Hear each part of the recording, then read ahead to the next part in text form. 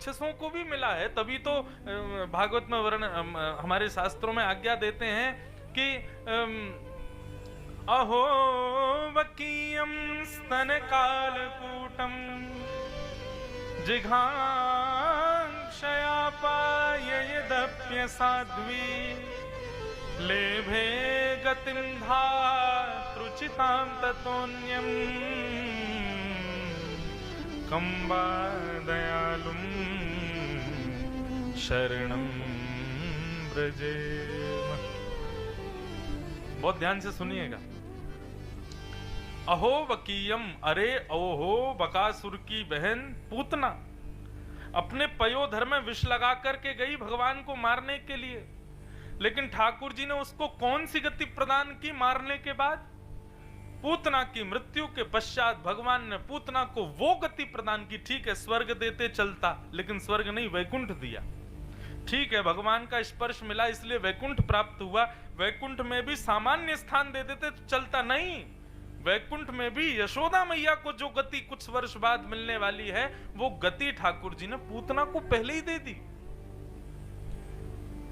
देवता सब चिंता में बैठे हैं, गंधर्व जन सब आश्चर्य कर रहे हैं, बोले ठाकुर जी आपने क्या किया? भगवान को जन्म देने वाली, भगवान का लालन पालन पोषण करने वाली मां को जो गति वैकुंठ में निश्चित है, वो आपने पूतना को दे दी, क्यों? तो भगवान भागवत में कहते हैं स्तनम दत्वा सदगतिम।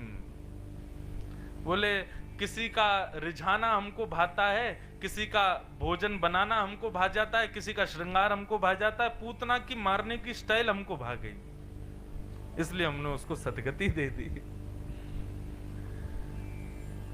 जिघांक्षयापि हरे स्तनम दत्वा सदगतिम, मारने के आशय से आई, लेकिन लोग शस्त्र अस्त्र से मारते हैं, वो अपने पयोधर से मारने आई मुझको। अरे पयोधर से भला कोई किसी को मारता है? वात्सल्य जब उमड़ता है मां का, तब पयोधर से दुग्ध प्रकट होता है और तभी बालक दूध पीता है। पूतना के पयोधर से दुग्ध तो आया था, इसका मतलब पूतना ने क्षण भर के लिए इसे ही ठाकुर जी को वात्सल्यता से देखा है, इसलिए क्षण भर का वात्सल्य उसको सदगति प्रदान करता है। कहने का भाव, वृंदावन में तो राक्षसों को भी सदगति मिली है, लेकिन वृंदावन में कंस को प्रवेश नहीं मिला। हमारे रसिक जन वृंदावन के कथा सुनाते हैं, बहुत ध्यान से सुनना। बोले क्यों? बोले क्योंकि ऐसा नहीं है कि कंस ने प्रयास नहीं किया, प्रयास किया था। अभी आगे आगे चलते जाओगे ना, ऐसा ऐसा रहस्य पता चलेगा आपको जो आपने कभी नहीं सुना। श्री वृंदावन में निवास हमारे वृंदावन बिहारी लाल करते हैं, वृंदावन में दर्शन, ये सप्त निधियों के, इनकी भी कथा हम सुनाएंगे। और आज तो ऐसा कुछ हुआ है कच्छ में गांधी धाम में आके कि मैं भी प्रफुल्लित हूँ। हमारे प्रेम जी, हमारे जो संगीत के, हमारे जो सब टीम के, हमारे जितने भी मुखिया हैं सब यहाँ बैठे हैं, ये भी आज बड़े प्रफुल्लित हैं, क्योंकि आज कच्छ में कुछ मिला है हमें। और क्या मिला है वो कथा के विश्राम में बताऊंगा।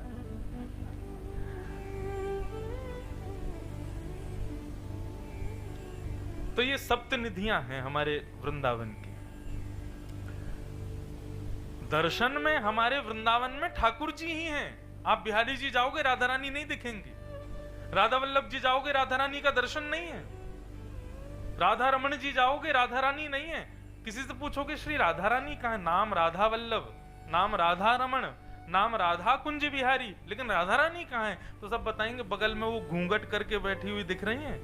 एक घूंघट में आपको ऐसा दिखेगा कोई नवी नयेली बहू घूंघट करके बैठती है, ऐसे किशोरी जी बगल में बैठी हैं घूंघट करके, लेकिन वास्तव में किशोरी जी का दर्शन नहीं है वृंदावन में। क्यों? अब किसी राजा से मिलने जाओगे तो पहले सैनिक मिलते हैं और सैनिक परीक्षण करते हैं, तब राजा से मिलवाते हैं। तो ये वृंदावन के सैनिक हैं सारे, हमको यही मिलते हैं। राजा तो श्री किशोरी जी हैं, वो किसी को अधिकार देते हैं तब किशोरी जी मिलती हैं। ये हमारे वृंदावन के द्वारपाल हैं, सब खड़े हैं इधर उधर। अच्छा, ये अधिकार भी हमारा है, आप गुजरात के लोगों का नहीं है ये बोलने का, ये ब्रजवासियों का अधिकार है। हम ठाकुर जी को सैनिक बोल सकते हैं। हम ठाकुर जी को द्वारपाल बोल सकते। एक बार हमारे एक पंडित जी कह रहे थे, बोले महाराज जी ठाकुर जी ने हमारे साथ क्या किया। मैंने क्या किया? बोले गीता का ज्ञान दे दिया हरियाणा वालों को, सोने की द्वारिका दे दी गुजरात वालों को, और ब्रजवासियों को क्या दे के गए? चोर की उपाधि। मैंने कहा नहीं, ज्ञान दिया हरियाणा में, कुरुक्षेत्र में, महाभारत के युद्ध के मध्य, और संपत्ति दी गुजरात को, लेकिन खुद को दिया ब्रजवासियों को। अपनी बुद्धि दी हरियाणा को, अपनी संपत्ति ऐश्वर्य दिया गुजरात को, लेकिन खुद को न्योछावर कर दिया हम ब्रजवासियों के लिए। आज भी श्री जगन्नाथ में दोनों भुजा उठा करके खड़े हैं, और मानो इसी भाव से खड़े हैं कि कोई ब्रजवासी आए तो उसको मेरे हृदय से लगा दो। ब्रजवासी वल्लभ सदा मेरे जीवन प्राण, इनको नाही बिसारी हूँ मोहे नंद बाबा की यान। ठाकुर जी कहते हैं मैं नंद बाबा की सौगंध खा के कहता हूँ मैं सब भूल जाऊंगा, लेकिन ब्रजवासियों को कभी नहीं भूल सकता। क्यों? बोले ये मेरे प्राण हैं। किसी के प्राण उसकी संपत्ति में, किसी के प्राण उसके पत्नी में, किसी के प्राण उसके धन में, लेकिन हमारे ठाकुर जी के प्राण हम ब्रजवासियों में। ब्रजवासी प्रसन्न रहते हैं, ठाकुर जी खुश रहते हैं। तो हमारी किशोरी जी की कृपा नहीं थी कंस के ऊपर, लेकिन कंस ने क्या कभी प्रयास नहीं किया वृंदावन आने का? किया। पूतना को भेजा, धेनुकासुर को भेजा, कितने बड़े बड़े राक्षस भेजे। ऐसा नहीं है कि कंस ने प्रयास नहीं किया, किया। जब देखा कंस ने कि सब मारे जा रहे हैं, तो कंस एक दिन खुद आया। लेकिन बंधुओं, हमारा वृंदावन साधारण नहीं है। आप सबने कथा सुनी हो तो एक बार जब रास बिहार हो रहा था तो देवादिदेव महादेव शंकर भगवान सोमनाथ पधारे हमारे वृंदावन में। क्या हुआ था पता है? फिर वृंदावन में प्रवेश नहीं हुआ। गोपियां बोली कि हे महादेव, आप भीतर नहीं जा सकते। तो महादेव बोले हमको रास करना। बोले रास में तो एक ही पुरुष जाएगा, वृंदावन में एक ही पुरुष है, बाकी सब स्त्रियां हैं। आपको भीतर जाना है तो पुरुष वेश त्यागना पड़ेगा। और परिणाम यह हुआ कि महादेव वहां गोपेश्वर महादेव गोपी बनकर के विराजमान हो गए।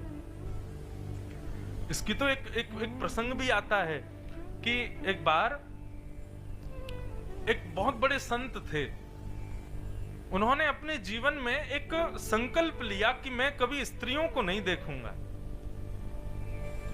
कभी कहीं स्त्री दिख भी जाती थी तो वो ऐसे हाथ कर लेते थे, और उनके साथ में कुछ लोग चलते थे, वो पर्दा करते हुए चलते थे। कहीं भी माताएं बहनें दिखती थी तो दौड़ के जाते, बोले साइड हट जाओ, कहीं छुप जाओ, हमारे महाराज जी आ रहे हैं। अब माताएं बहनों को बड़ा अजीब लगता था, बोले कि भाई हम ऐसे भी क्या हैं कि हमको देख ही नहीं सकते। एक दिन मीराबाई का दो ही काम, तीन ही काम थे वृंदावन में। एक तो जगह जगह दर्शन करना, संतों के मध्य में जाके कुछ सत्संग करना, और बिहरणी बनकर के गाना। ये तीन ही काम थे वृंदावन में मीराबाई के। मीराबाई पूरी लिस्ट निकालती थी पूरे दिन कि आज किन किन संतों के पास जाना है। एक दिन उस लिस्ट में उन्हीं संत का नाम आया जो कन्याओं को, स्त्रियों को नहीं देखते थे। मीराबाई को नहीं पता था, मीराबाई पहुंच गई। सैनिकों ने और जो संत के जो शिष्य थे उन्होंने रोका, बोले कि आप भीतर नहीं जा सकती। क्यों? हमारे गुरुजी का नियम है वो स्त्रियों को नहीं देखते। अच्छा, मीराबाई का कभी आप चरित्र सुनेंगे ना, अब